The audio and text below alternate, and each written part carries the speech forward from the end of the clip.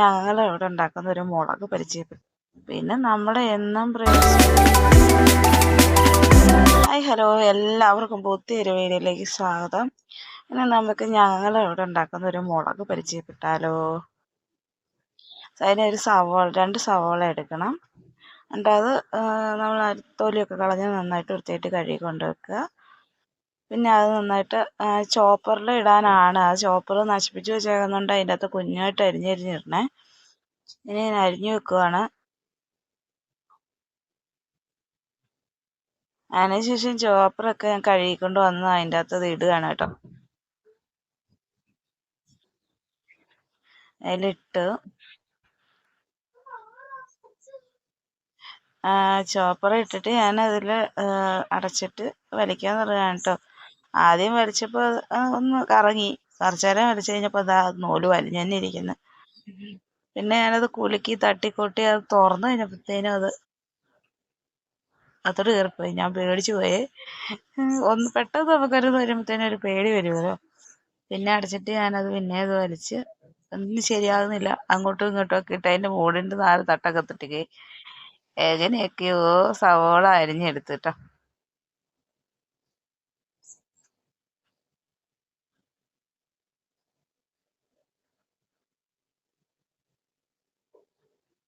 ഒരു വിധമൊക്കെ അങ്ങോട്ടും ഇങ്ങോട്ടും ഒക്കെ ആക്കി കഴിഞ്ഞപ്പോഴത്തേനും അത് ശരിയായി. എന്നിട്ട് അത് പിള്ളേരെടുത്തിട്ട് പണിത് അത് അങ്ങനെ ആക്കി വെച്ചേക്കുന്നതാണേ.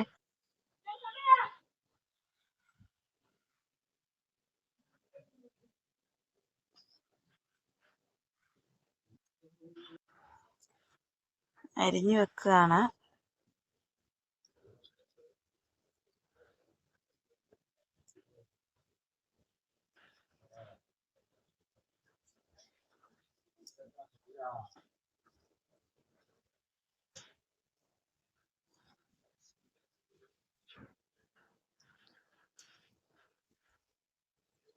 അപ്പം അരിഞ്ഞത് വൃത്തിയായിട്ടോ, അരിഞ്ഞ് പൊടിയായിട്ട് അരിഞ്ഞെടുക്കണം. അത് അരിഞ്ഞെടുത്ത് എന്നിട്ട് അത് ഞാനൊരു പാത്രത്തിലോട്ട് മാറ്റി.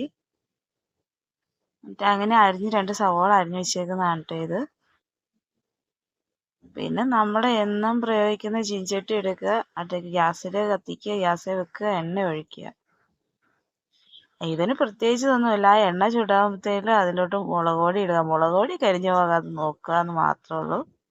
അത് കഴിഞ്ഞിട്ട് ഞാൻ അതിലോട്ട് സവോളയും കൂടി ഇട്ട് ഇളക്കിയേ.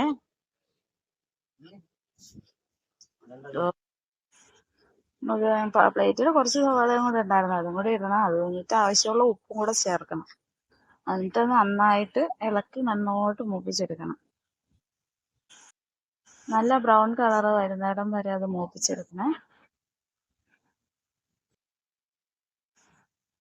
ഇത് റെഡി ആയതാണ്. നമുക്കൊരു വേറെ പാത്രത്തിലോട്ട് മാറ്റാം. മാറ്റി വെച്ചേക്കുവാണ്. നമുക്ക് ഇച്ചിരി ചോറ് വിളമ്പി മുളകെടുത്ത് ഇച്ചിരി ഉരുളക്കിഴങ്ങ് കറി ഉണ്ടായിരുന്നു, അതോടെ ഒഴിച്ചു.